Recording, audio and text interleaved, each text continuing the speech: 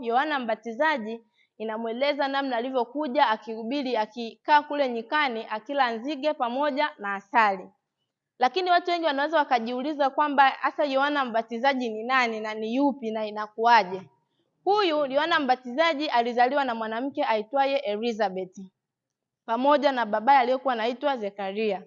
Huyu Yohana Mbatizaji aliandaliwa na Mungu kwa kazi maalum kabla ya Yesu kuanza kufanya kazi. Sasa hii hapa historia ya kuzaliwa kwa Yohana Mbatizaji utaikuta katika kitabu cha Luka ile sura ya kwanza kuanzia mstari wa 5 mpaka wa 25, pale hatutasoma. Bwana Yesu asifiwe sana. Yohana Mbatizaji kabla ya kuzaliwa kwa Elizabeth mama yake, kabla malaika hajaenda kwa Mariamu, alienda kwanza kwa Elizabeth ambaye alikuwa ni mwanamke tasa, alikuwa azai na alikuwa umri wake umeenda. Malaika Gabriel alivyomtokea huyu Elizabeth akamwambia utazaa mtoto, na yule mtoto alikuwa ni mnadhiri wa nani? Wa Mungu kwa ajili ya kazi kama hii. Baadaye akamtokea na Zekaria, naye akamwambia. Sasa Zekaria hakuwa naamini, akasema inawezekanaje na mke wangu ni kikongwe, itakuwaje? Yani akawa na malaika akamwambia sasa utakuwa bubu mpaka pale ambapo Yohana atafanyaje? Atazaliwa. Na kweli Zekaria kuanzia wakati huo hakuongea tena. Bwana Yesu asifiwe sana. Lakini baada ya miezi 6 ya mimba ya miezi 6 ya Zekaria, ndipo sasa malaika akaja kumtokea Mariamu kuhusu kuzaliwa kwa nani? Kwa Yesu. Kwa hiyo Yohana alizaliwa, yani alitangulia kuzaliwa kabla ya Yesu.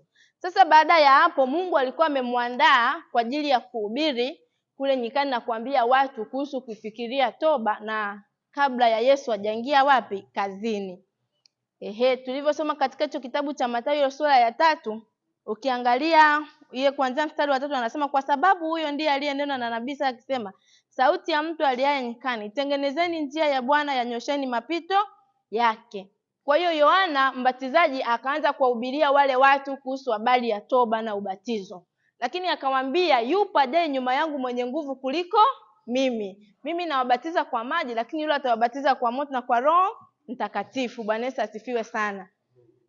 Kwa hiyo Yohana akawa anahubiri kuhusu habari ya toba. Anasema baada ya Yohana kuzaliwa alianza kufanya kazi ya kuhubiri ili watu waache dhambi, yani watubu. Yohana alikuwa kama mjumbe aliyetumwa mbele ya mfalme ili kuambia watu wasafishe njia kwa ajili ya mfalme anayekuja, ambaye ni nani? Ni Yesu Kristo. Bwana Yesu asifiwe sana.